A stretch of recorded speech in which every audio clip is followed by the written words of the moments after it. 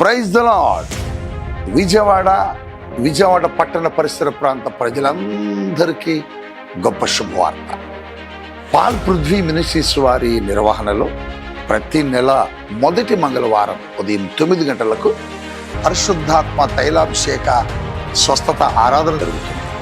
ప్రియులారా, జనవరి 6వ తేదీ ఉదయం 9 గంటలకే ఈ ఆరాధన ప్రారంభమవుతుంది. స్థలం మీ అందరికీ తెలుసు కదా, జింకన గ్రౌండ్స్, కందుకూరి కళ్యాణ మండపం. ఇప్పటికీ ఈ ఆరాధనలో వేలాది మంది ప్రజలు పాల్గొని గొప్ప గొప్ప మేలులు పొందుకున్నారు. పరిశుద్ధాత్మ కార్యాలను చూస్తున్నారు. కుంటివారు నడుస్తున్నారు, గుడ్డివారు చూస్తున్నారు, మూగవారు మాట్లాడుతున్నారు. పరిశుద్ధాత్మ దేవుడు అద్భుతాలు చేస్తున్నాడు. రండి, ఈ ఆరాధనలో మీ అందరి కొరకు ప్రార్థించి వాక్య అనంతరం తైలాభిషేకం చేసి మిమ్మల్ని అభిషేకించి పంపుచున్నాను.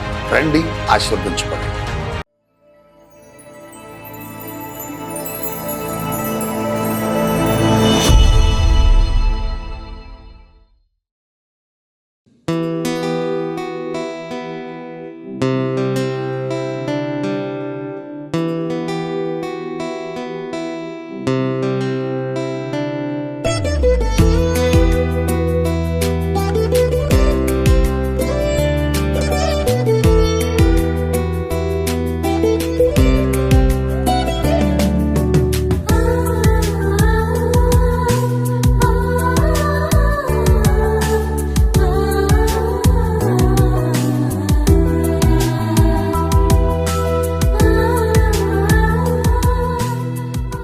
Praise the lord. యేసుతో ప్రతిదినం అనే ఆధ్యాత్మిక కార్యక్రమానికి మిమ్మల్ని అందరినీ ప్రేమతో ఆహ్వానిస్తూ మీ అందరికీ నా హృదయపూర్వక వందనాలు తెలియజేస్తున్నాను. ప్రియ దేవుని బిడ్డలారా, మీరంతా కూడా బాగున్నారు కదా. మరి ప్రతిదినం దేవుని యొక్క వాగ్దానాల ద్వారా మనం ఎంతగానో బలపరచబడుతున్నాం. అంత మాత్రమే కాదు, ఈరోజు మరి ప్రాముఖ్యమైన దినం కదండి. ఏంటంటే 2025 చివరి ఆదివారం కదా. మరి ఈ ఆదివారం కుటుంబ సమేతంగా మందిరానికి వెళ్ళడానికి మీరందరూ కూడా సిద్ధంగా ఉన్నారని నేను నమ్ముతున్నాను. ప్రతి ఒక్కరు కూడా కుటుంబ సమేతంగా దేవుని మందిరానికి వెళ్ళండి, దేవుడిని హృదయపూర్వకంగా ఆరాధించండి. ప్రియ దేవుని బిడ్డలారా, మరి ఈ ఉదయకాలం కూడా దేవుడు శ్రేష్టమైన వాగ్దానం ద్వారా మనల్ని ఎంతగానో బలపరచబోతున్నారు. ఆ వాగ్దానం ఏమిటో చదువుకుందామా? యెషయా గ్రంథము 56వ అధ్యాయం 7వ వచనాన్ని చదువుకుందాం. నా ప్రార్థనా మందిరములో వారిని ఆనందింపజేసేదను. Praise the lord. ఎంత శ్రేష్టమైన మాట అండి. ఎంత గొప్పగా మరి దేవుడు మనతో మాట్లాడుతున్నారు. దేవుడు అంటున్నాడు, నా మందిరంలో వారిని నేను ఆనందింపజేస్తానని. దేవుని బిడ్డలారా, నిజమే, ఆనందం అనేది ఎక్కడ దొరుకుతుంది మనకి? మన జీవితంలో మరి చాలామంది ఆనందం కోసం ఆయా స్థలాలకు మరి ఆయా ప్రాంతాలకు వెళ్తూ ఉంటారు కదా. మరి ఎక్కడికి వెళ్ళినా కూడా ఆనందం అనేది దొరకదు. నిజమైన ఆనందం ఎక్కడ పొందుకోలేం. ఎక్కడుంది ఆనందం అని అంటే దేవుని మందిరంలో మాత్రమే ఉందండి. అందుకే కీర్తనాకారుడు 16వ అధ్యాయం 11వ వచనంలో ఆయన అంటాడు కదా, అయ్యా నీ మందిరంలో నేను ఆనందిస్తానని. పూర్ణ సంతోషం నీ మందిరంలో, నీ సన్నిధానంలో ఉందని దావీదు అంటున్నారు కదండి. ఎక్కడ లేని ఆనందం డబ్బులో, బంగారంలో, వెండిలో, అలాగే ఆయా స్థలాల్లో, హోదాల్లో ఎక్కడ లేని ఆనందం మరి దేవుని సన్నిధానంలో మాత్రమే ఉన్నది. అందుకే ప్రభు అన్నాడు, మరి ఆనందము లేక నిరాశతో నిస్పృహలో ఉన్న ప్రజలారా, నా మందిరానికి రండి, నేను మిమ్మల్ని ఆనందింపజేస్తానని దేవుడు అన్నాడు. ప్రియ దేవుని బిడ్డ, ఆనందం కోసం వెతుకుతున్నావా? సంతోషం కోసం వెతుకుతున్నావా? మరి ఆయా స్థలాలకు వెళుతున్నావా? మరి నా జీవితంలో ఆనందం కావాలని కోరుకుంటున్నావా? నీకు ఆనందం రావాలంటే, నీకు సంతోషం రావాలంటే ఎక్కడికి రావాలి అని అంటే దేవుని మందిరంలోకి రావాలి.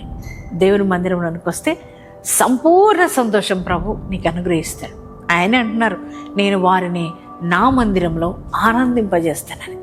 ప్రియ దేవుని బిడ్డలారా, ఆయా స్థలాలకు వెళ్ళి మనం ఎంతగానో కృంగిపోయి నిరాశతో మరి ఎంత వేదనలో, బాధలు ఉంటుంటాం. కానీ దేవుని సన్నిధానాలకు వచ్చినప్పుడు మనం అందరం కూడా సంతోషంగా ఉండగలుగుతామండి. ఆయన మనల్ని ఆనందింపజేస్తాడు. వేదనలో ఉన్న, బాధలో ఉన్న, రోగంతో ఉన్న, కష్టాల మధ్యలో ఉన్న, కన్నీటి పరిస్థితిలో ఉన్న, మరి నిందల్లో నువ్వు బాధపడుతున్నా, దేవుని మందిరానికి వచ్చినప్పుడు నీలో ఉన్న ప్రతి వేదన తీసివేసి, ప్రతి కృంగుదల తీసివేసి, ప్రతి కష్టాన్ని తీసివేసి ఆయనలో ఉన్న ఆనందాన్ని దేవుడు నీకు అనుగ్రహించే దేవుడై ఉన్నాడు.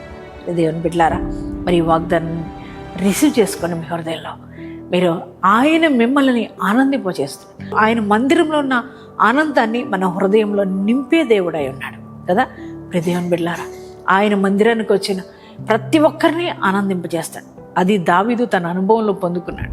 అయ్యా, నేను ఎక్కడ ఆనందం పొందుకోలేదు, కానీ నీ మందిరంలోనే సంపూర్ణ సంతోషం ఉందని దావీదు చెప్పారు కదా. మరి మీరు కూడా మరి ఎవ్వరు మిస్ కాకుండా ప్రతి ఒక్కరూ దేవుని మందిరానికి వెళ్ళండి.